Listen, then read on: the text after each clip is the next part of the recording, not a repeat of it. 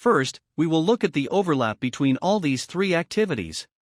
There's an overlap between proliferation financing and money laundering in the sense that money laundering can be used as a technique to get money with the purpose of acquiring weapons of mass destruction. Likewise, money laundering can be used for terrorism financing.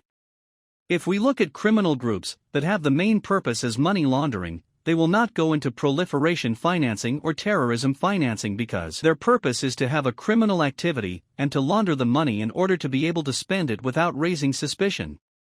Therefore, money laundering can be used as a way of getting money for proliferation financing or terrorism financing, but groups that are focusing on laundering money from their criminal activities, they will not go into the other two areas.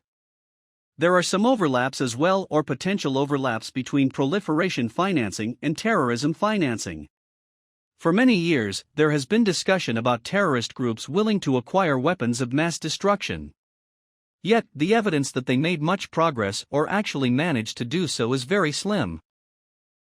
Thus, when we talk about proliferation finance in this context, we are mostly talking about states, and as mentioned in our first lesson of our course, we are mainly talking about Iran and North Korea.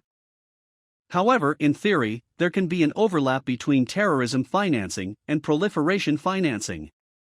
As said, there is no overlap with money laundering for criminal organizations that have financial profit as their goal. Making profit is not the ultimate goal for proliferators, and it is not the ultimate goal for people who support terrorist groups, but it is the ultimate goal for criminal organizations that launder money. Our next video will highlight the differences between proliferation financing, money laundering, and terrorism financing.